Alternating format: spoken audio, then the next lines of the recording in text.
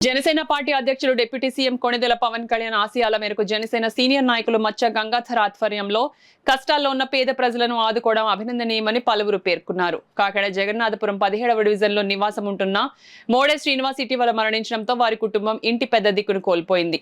కష్టాల్లో ఉన్న మోడే శ్రీనివాస్ కుటుంబాన్ని జనసేన పార్టీ సీనియర్ నాయకుడు మచ్చ గంగాధర్, బడే కృష్ణ వీర మహిళలు తరలి వెళ్లి పరామర్శించి వారికి ప్రగాఢ సానుభూతిని తెలియజేశారు. శ్రీనివాస్ ఆత్మకు శాంతి చేకూరాలని భగవంతుని ప్రార్థించారు.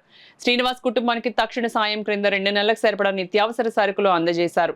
ఈ సందర్భంగా జనసేన నాయకులు మాట్లాడుతూ మచ్చా గంగాధర్ ఇప్పటి వరకు 296 మంది పేద కుటుంబాలను ఆదుకోవడం అభినందనీయమన్నారు. మరి గడిచిన కాలంలో మన ఎంజీఆర్ గారు మచ్చా గంగాధర్ గారు ఎన్నో సేవా కార్యక్రమాలు చేస్తున్నారు.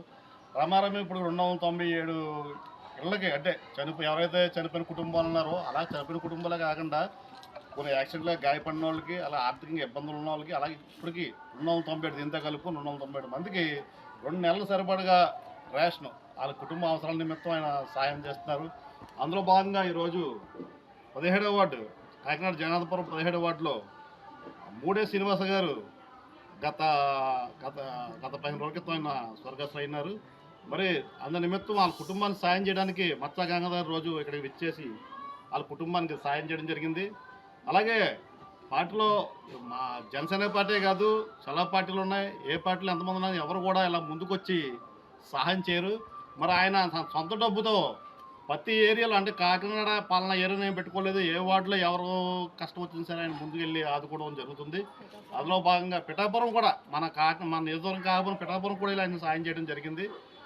అంత ఆయనకున్న మంచి మనసు అందరికి కూడా ఉండాలని చెప్పేసి ఇలాగే ఈ నిత్యం కూడా 10 మందికి సేవ చేసుకుంటూ ప్రజల్లో జనాలకు వెళ్ళాలని చెప్పేసి సందర్భంగా కోరుకుంటున్నాను. అలాగే మా నాయకుడు పవన్ కళ్యాణ్ గారు 10 మందికి సేవ చేయమని చెప్పారు.